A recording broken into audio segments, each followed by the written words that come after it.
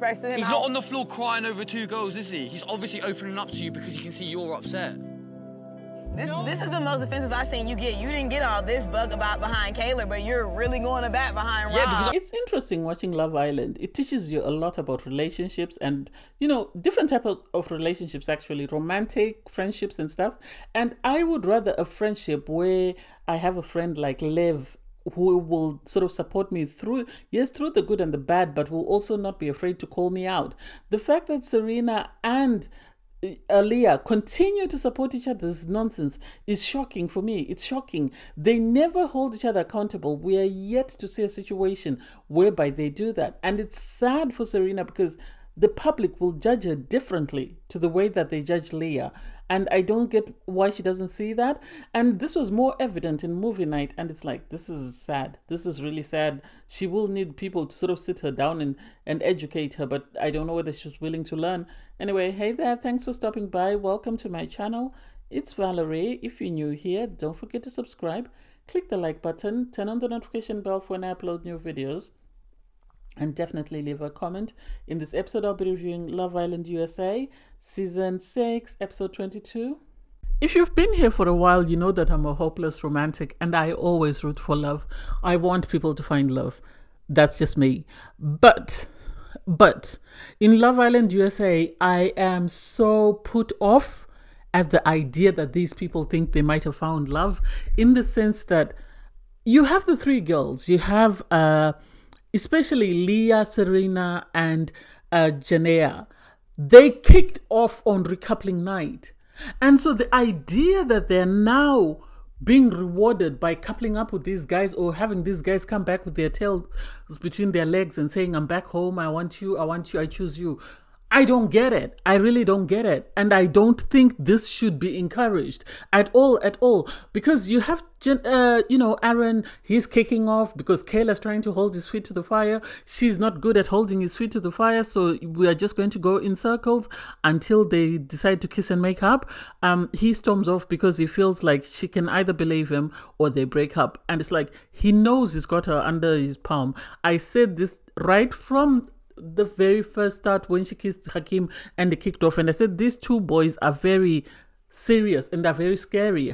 Kendall and Aaron are very scary in the sense that they wanted girls that they could manipulate, and Aaron has found himself a girl that he can manipulate, because even though she's upset, she tells Rob to go and console him, and it's like, why are you telling Rob to console him? Leave him alone. This is why he continues to play in your face, because he knows you'll always forgive him and you'll come back running.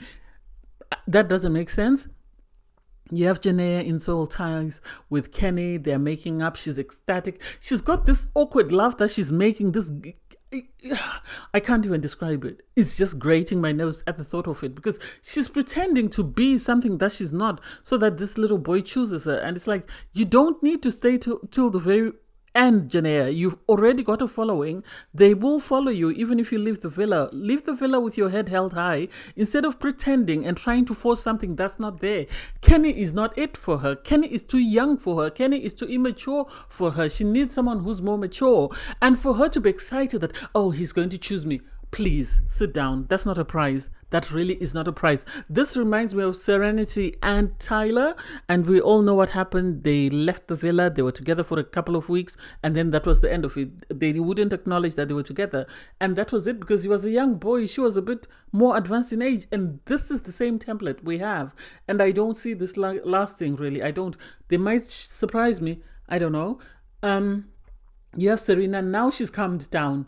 Now suddenly she's come down because she knows she's guilted Cordell to the core and is willing to bend and contort himself to whatever she wants. And it's like, why? You were kicking off. You said you wanted to be single. You said you didn't want anything to do with him. Now why are you smiling and all giddy because he's telling you that he wants to be with you?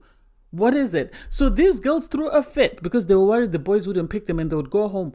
You can go home. You've got a following. You don't need to stay till the very end. You'll make more money once you leave with the clout that you have than you will staying to win whatever $50,000 or whatever it is you're going to win. Make that make sense. I don't get it and I don't understand it. Aaron and Rob have a conversation. Eventually, Aaron comes down and then he decides to come back and apologize. And they're going back and forth, back and forth. Eventually, just blurts out, "I love you." And it's like, oh my God. Oh my God, this is toxic. This is just like Kieran and Nicole on Love Island UK. They are just so toxic. It makes you question, do people actually understand the true meaning of a relationship, the true meaning of "I love you"? If they do, they wouldn't just be throwing it around and nobody would just be saying, "You're my person, we're in a relationship." No, there needs to be understanding behind that. You had Daya calling Kendall for a conversation. I didn't like what happened there. I really didn't like it. I didn't like the fact that Nicole was sitting there calmly until Kendall was called for a conversation, and she did everything within her power to distract him, to stop him giving any advice. And it's like, why? Why? If he has been giving her advice and he's been there for her, why is it suddenly you feel the need to disrupt that and you feel the need to sort of stop him from doing what he's been doing since they were in Casa? Make that make sense? Make that make sense? Anyway, Kendall receives a text message to say the Hideaway is open. I can barely share a t-shirt with someone. So the idea that people are looking and sharing bikinis, panties, HPV must be rampant in that place, because test positive for HPV, then everyone else needs to go for screening. If one person tests positive for chlamydia, the whole group needs to go for screening, because why are we sharing panties and swimsuits? Is Love Island not providing that? Seriously. Anyway, everybody, let's bring out our lingerie. Let's bring out our lingerie. Let's see what's up. Oh God. Just the thought of it is enough to make me want to gag. Anyway, she has this lingerie that she has with I think what she came wearing on the day that she came, Nicole, was actually more beautiful than what they decided to give her to wear. That's just my opinion. I feel like she should have just stayed in what she came in. That would have been way better than whatever nonsense they were trying to do. And so it's going to be interesting. Anyway, she goes to the Hideaway with Kendall. Kendall is ecstatic. He's beside himself. He doesn't know what to do, how to behave, what to touch and whatever. And it's like, oh God, let's see what happens here. So you have Kane pull Sierra for a chat. Am I surprised? No. Sierra is stunning. I'm actually surprised she didn't come in as an OG girl. I'm pleasantly surprised, because they could have easily pulled back one of the OG girls for her.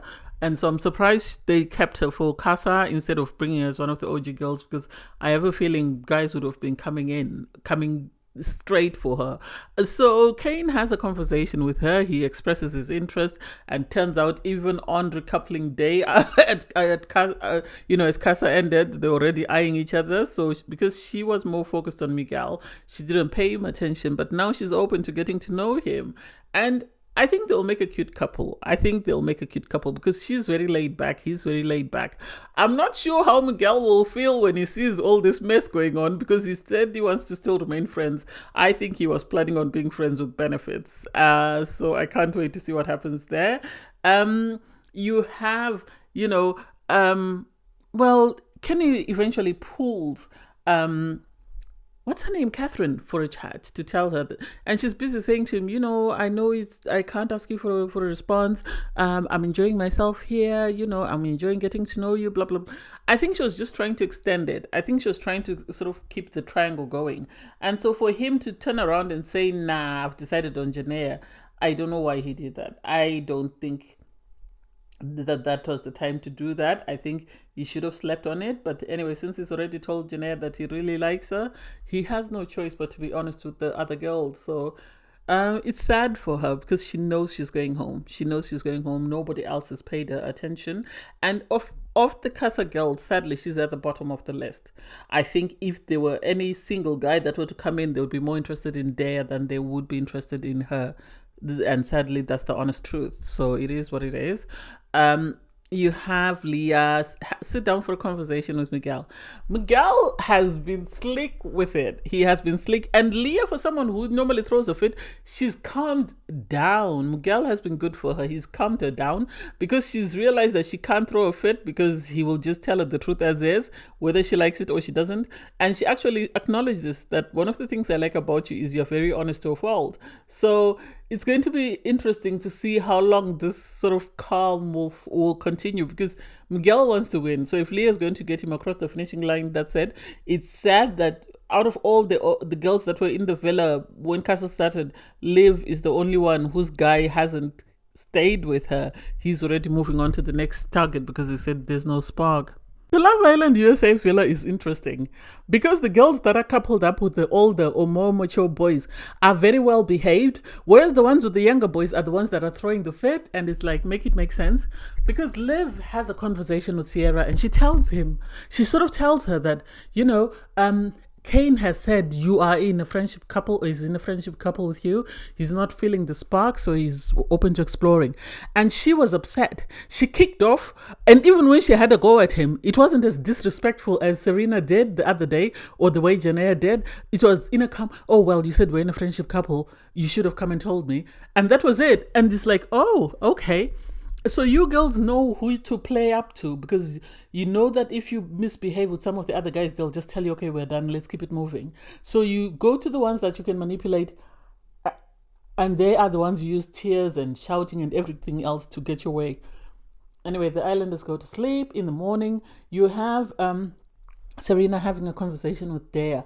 I didn't know they were that close that they would have conversations, because Dea is now telling her that I am done.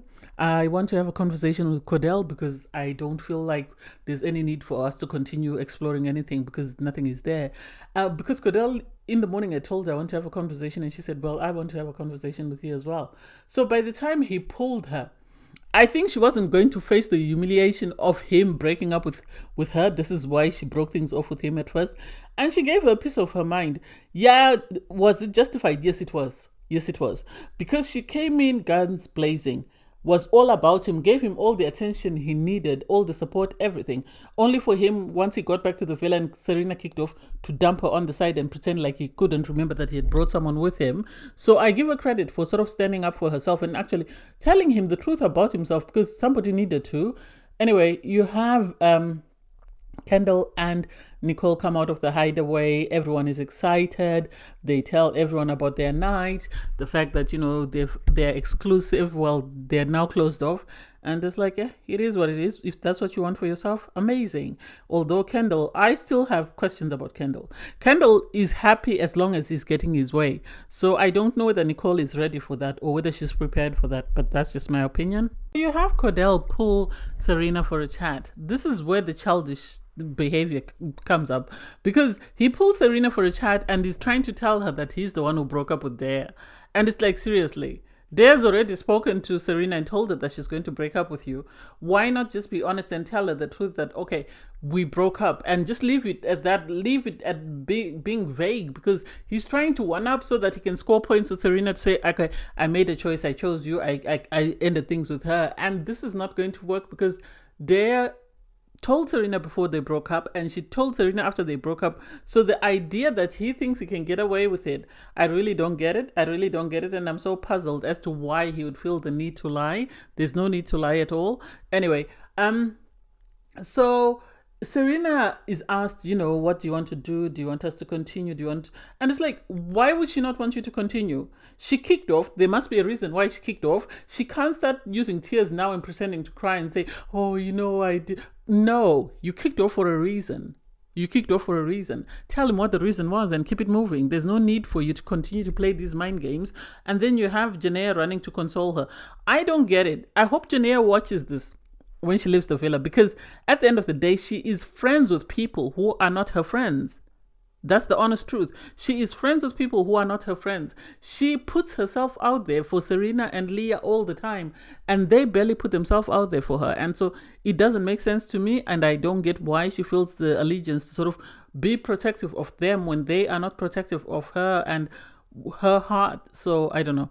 Anyway, Janea receives a text message to say that there will be a movie night and people are nervous. And before the movie night message came through, you had Liv. Liv had been crying because she feels like all the guys are just playing with her. I think Liv's problem is she has so much allegiance to her friends that at times she forgets her relationship or she forgets her connections, and then she wonders why the boys leave her. But they can't keep waiting while she deals with her friend's mess, because the same thing happened on the day of coupling after Casa, she was pacing up and down and she was doing all this with the girls, and her partner was sitting there waiting for her to finish whatever else she was doing. And then she's aggrieved that why don't they, why is it always happening to me? Well, maybe you need to review your plan. You need to sort of reassess. I hope, if nothing else, when she leaves the villa, she's actually able to look at how she navigates her friendships and her relationships. She needs to choose who she wants to prioritize, either her friends or her man, and she'll be happy. Until she can do that, there'll always be problems. I personally don't get why Janae was talking about, if you want me to attack Cordell, I'll attack him. And it's like, it's not that deep. Serena is playing hard to get. And so Cordell, she screamed at him, wanting him to come back. And then once he started coming back, she's pretending as though she's not interested. And yet all this time she was talking about disrespect. Oh, I really cared about this man. I really cared about this man. I am not buying that connection. She just wants to stay in the villa until the very end, and she's going to do anything and everything to make sure she wins. Anyway, Janaea receives a text message to say that it will be movie night, and it's like, it's about to be messy. You can see people are running around trying to make amends before movie night, and it's like, it's pointless. Anyway, so they're given questions. It's unlike the UK version whereby the movies just kept coming. They would just call out what they wanted to see and they would come out. In the US, they're sort of having to answer questions, and then depending on who wins, then they get to sort of pick a phrase that they want to see. So the first one is idle hands, and it's it's sad because it's Aaron. So Aaron and Kayla had a handshake that they came up with, and then he took that handshake to Casa and taught Daniela to do the same handshake, and it's like, this is messy. And then he was telling about the shower, and you could see Rob felt some type of way because he was told the shower comment came during a game. And so to see that, I think he's starting to question, does she really like me, or does she like me because she wants to be here and she wants to watch Aaron? Are they playing me or what? And for Aaron not to apologize, I don't get it, because he became defensive. He should have just apologized. I'm so sorry, I was caught up and I needed to come up with something cute, and that was the first thing that came to my mind. And the girls had to prompt him to say, you need to apologize. And it's like, Aaron, you're not that dense. Anyway, the next one was Beach Perfect. And it was the comments after Andrea left, when Rob was Inspector Gadget and trying to find out what the hell happened. So it's the Rob, Leah, Liv, and Kayla scenario, whereby, Leah was trying to take a back seat and sort of pretend like she wasn't involved in sending Andrea home because she wanted Rob back. And so to hear how that came about, one thing about Liv is she's going to stand on business, because you had Leah trying to intimidate her, and then she came back at Leah, and Leah's, but I'm always there for you. Why are you always this? I said, well, you asked me a question. I need to answer it. And I don't get Serena. This is the difference in friendships. If you look at Kayla and Liv is very supportive of Kayla, but when Kayla is wrong, she will tell her, you're wrong. Whereas Serena and Leah, they will go deep, 6 feet down, still saying you're good, you're very good. They will never give each other constructive feedback, and I don't know how that friendship works. And you had Miguel sitting there and watching this, and he's thinking to himself, do I really want to be with this person? And it's too late, because Sierra is moving on. Sierra is now with Kane. So I don't know what he's going to do, but he's starting to question Leah, the person that he's seen and the person that he hasn't seen. And I wouldn't be surprised if he chooses to go home instead of dealing with this mess. The next one is the wingman of Casa Street. You could see Kendall hyping the boys.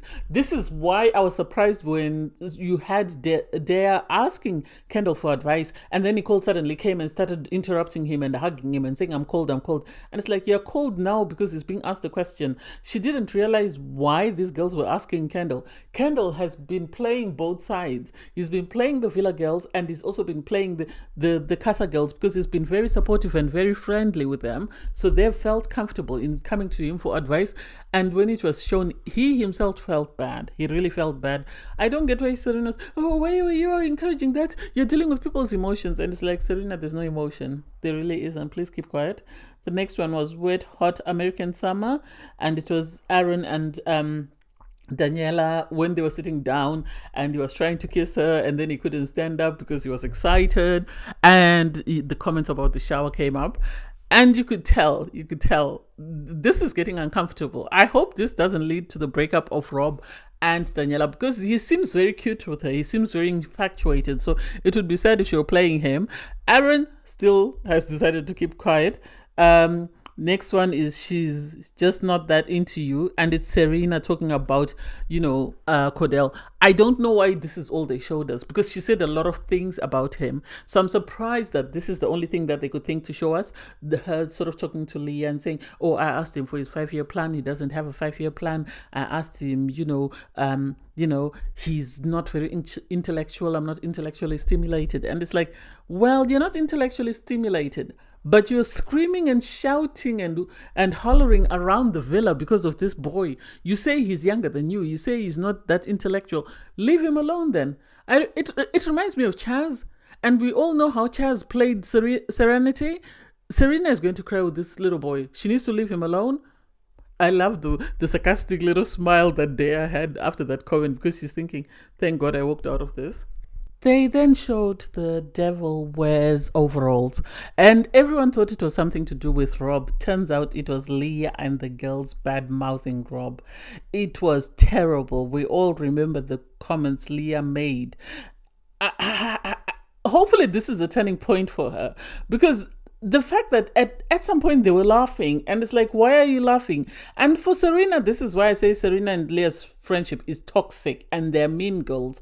And I don't know how. The problem is, Leah can get away with it. Serena, the public is going to hold on to it. And with everything else that she's done, this is going to be a stain that she's going to struggle to remove. Because yes, she's enjoying herself. Yes, it's okay. She's comfortable with her friend. But at the end of the day, people will judge her and Leah differently.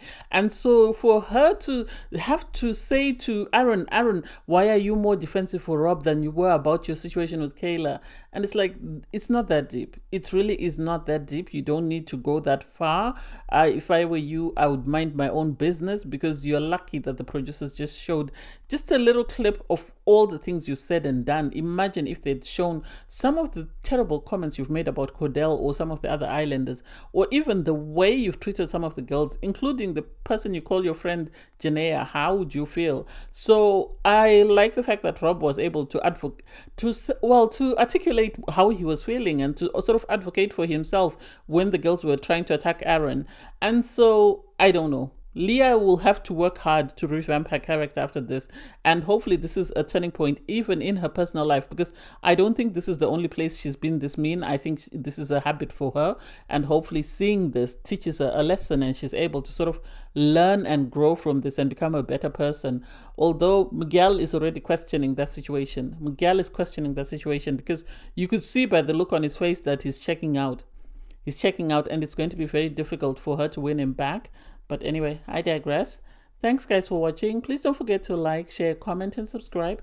And click the link in my video to watch my review from episode 21. Bye guys.